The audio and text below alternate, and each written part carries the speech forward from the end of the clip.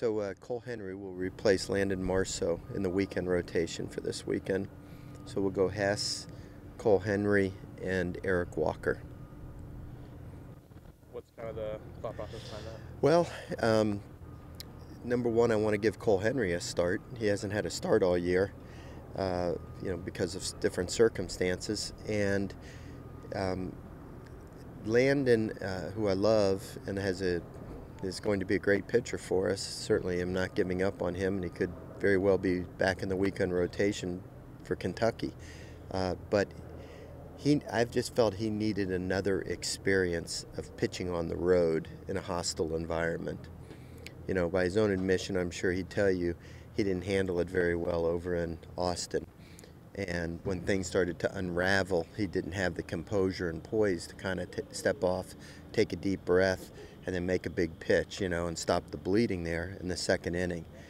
So I told him, if he wants to be in the weekend rotation, and we're going to places like Athens, Georgia, and Starkville, Mississippi, and others, he's got to show that he's got more poise and the ability to be able to stop the bad things that are happening and show a little more toughness, a little more self-confidence, and so forth.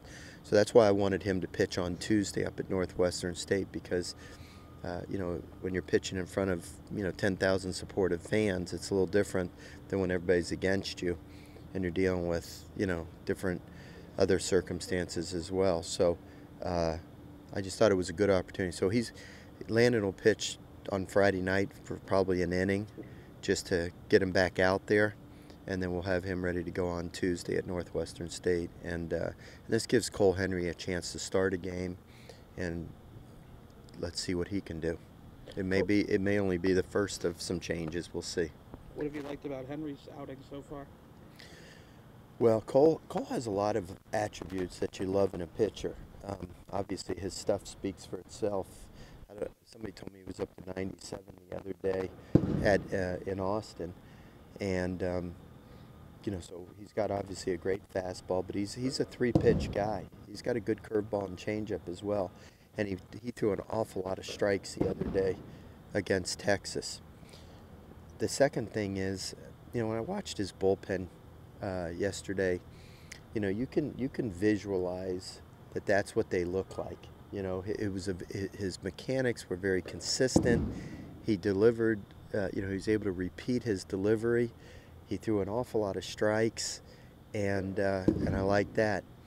Plus, he's got a very calm and cool demeanor, much like an Aaron Nola. I'm not putting him in Nola's class yet, but he doesn't get too out of whack when things don't go good. He doesn't get too high when things are going good, and he's got a lot of talent. And so this is going to be a very big test for him on Saturday. I hate to use the word test. It's going to be a very big challenge for him on Saturday, because these guys can really hit. Obviously led by Andrew Vaughn, but they're going to be a very formidable hitting team, and there's supposed to be some wind blowing out over the first couple of days at least. So he's going to have to be at his best. But if he can rise to the occasion and pitch against this Cal team in a very outstanding way and for an extended period of time, he throws himself right into the mix for the weekend rotation in the SEC. Is the biggest question in something like that? He pitched really well at Texas, but then is it like, okay, well, when it's 0-0 and you're starting from the top, that's the big question? Well, it's a different situation, okay, certainly. But when I brought him into the game on Sunday, it was 3-3, and we were down 2-0. And I turned Alan Dunn in the fifth inning when we brought him in, and I said, "Think he's ready for this?" And Alan said, "No doubt." And the kid went out there, and I thought he just threw the ball great. He got helped a little bit by the wind. One swing, the kid crushed one, and the wind held it in. But that's part of the game too. He gave up a base hit, got a double play ball right after that. We're going to see, Jacques. I wish I could look into the future and tell you exactly what's going to happen, but you just never know. But I'm confident that Cole has what it takes to go out there and give his team a chance to win, and we're going to find out on Saturday. How's Josh feeling? Josh feeling even better today, so I'm really glad we were able to get through a game without having to use him. It's really nothing, no big deal. He hasn't missed any time except for yesterday's game, and he didn't play the last 8 innings of the Southern game. Once we scored 7 or 8 runs in the first inning, and that was just to rest it. It hasn't really affected him in any way. It's just kind of there, and I just want to try to get rid of it if we can. And hopefully, another day. He'll hit today, but he won't, take ground balls or do any running. And I think by tomorrow he should feel 100%. So you think he's ready to go for the weekend, I guess? Yeah, so absolutely. Yeah, no question about it. And it's totally unrelated to the injury from last year. And, the last thing in the world I want people to think is he's injury prone or he's soft or anything like that, because that's absolutely. He wanted to play yesterday. He was semi-mad at me for not playing, to be honest with you. And it's not related at all to his back issue from last year. That's 100%.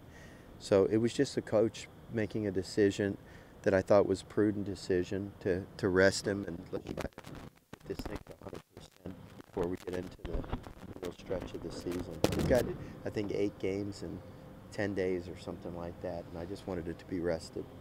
Is there anything new on Jaden Hill in terms of getting him back out there? There's nothing really new. Every day it's getting a little bit better, Jacques, but these are things that we just have to listen to Jaden's body and do what it tells us.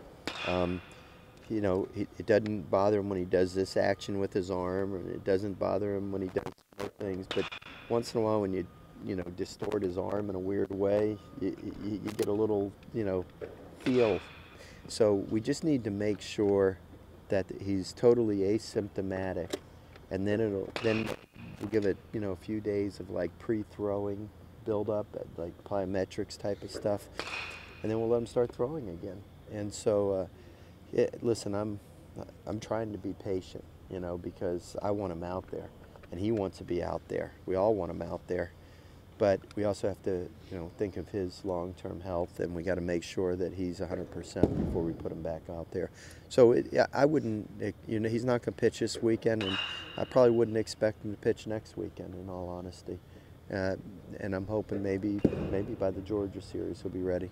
Is this just a matter, you've got like, what, 3 or 4 guys, if you can just get them up and running, you're going to be a different looking team, right? Hilliard and Walker and him. And yeah, well, Walker's feeling good. Walker, we just got, he just hasn't had the endurance yet.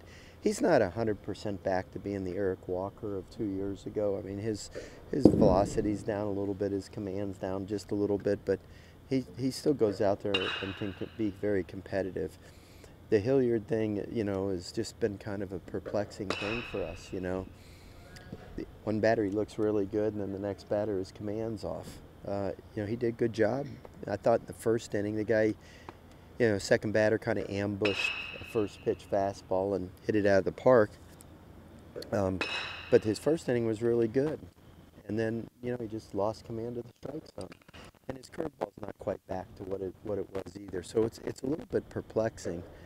And we could really use the old Mikhail Hilliard out there, that's for sure. Jaden being down, a few of the other guys, yeah, it's concerning, because you're not at full strength. And I know if we were at full strength, we'd be a better pitching staff. But, hey, I've learned, in 37 years of coaching, you can't do anything about the weather and you can't do anything about injuries. Those things are totally out of your control. That game he pitched at Auburn last year, that was probably your best. Who are you talking about? When he went head-to-head with Oh, yeah. That was like one of your best performances of the year. It was unbelievable when he pitched against Casey Mize. That game 2? Was that game 2? Yeah, it was Friday night. Yeah, he was fun. Listen, I don't know what we would have done last year without Mikhail. He's obviously a very talented young man and great competitor, and I want him back out there healthy and pitching like he can. But they're human beings. They're not robots. You gotta kind of work with them, and hopefully he's feeling good and gets that feel back for his breaking ball, gets a feel back for his command, because when he does, he's really good.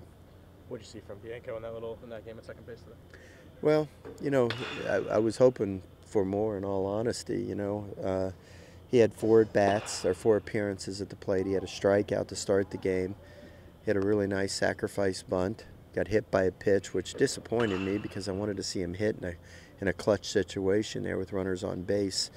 And then I wanted to, I was hoping, his last at bat he could put a good swing on one, but he popped it up in the infield. Had a couple of, kind of mental mistakes at second base. It was hustle, but like when the ball got through Hal Hughes, he shouldn't have chased after it and left second base unoccupied, so the hitter was able to move to second. That's just an inexperienced play, that, you have to learn. I thought he should have called off Cade Beloso on that pop-up early, in the first inning, I think it was. But, he didn't do anything spectacular, and he didn't, do terrible. It was just didn't do much. I was hoping that he would, put a couple of good swings on balls and really put a charge into a couple balls and give us a good option there. But, he didn't really take advantage of, he didn't do anything wrong. He just didn't really take advantage of the opportunity yesterday.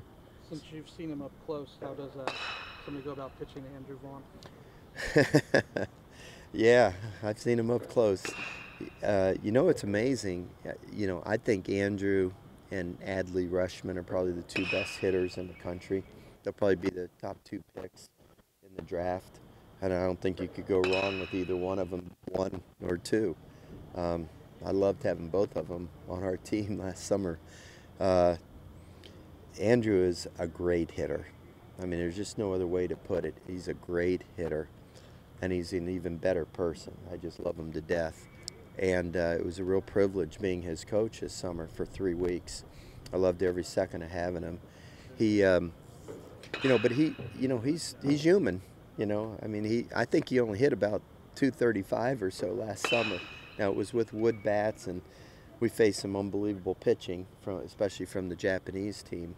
But he made a few outs. He's not making too many outs this year in college baseball, though. I don't know if you've read his stat line. I could tell it to you. He's hitting .529. His on-base percentage is .680.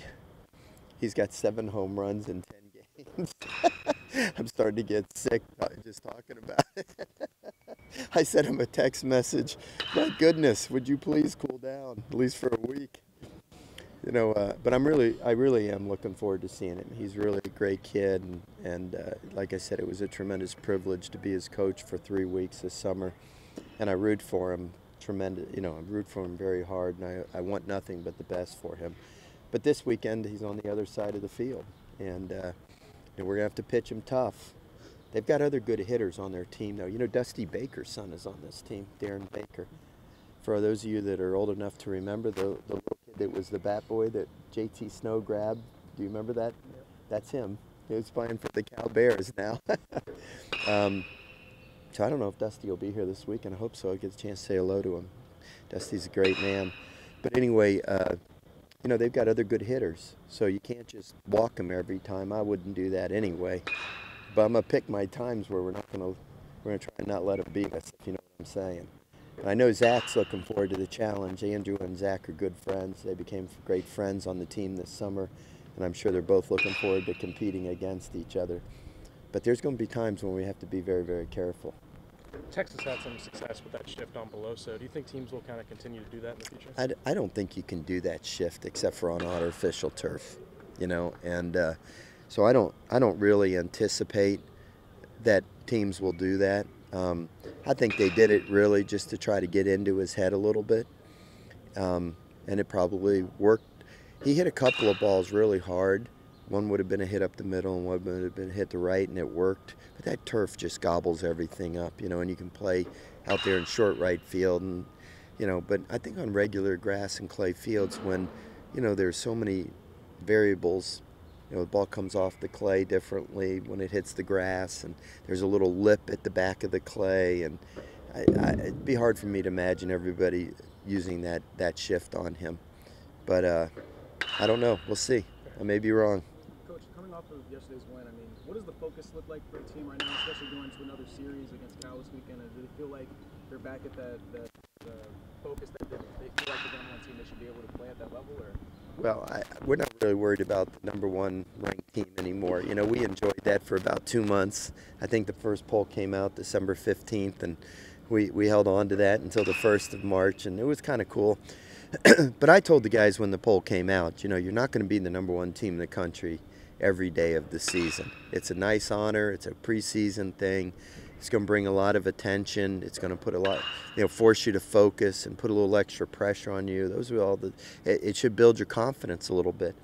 But, you know, nobody in baseball can just win every game. And it's not like football where, you know, a team like Alabama stays #1 the entire season, you know, or like in what year was it that we were #1 for like 13 straight weeks? 2011. 11.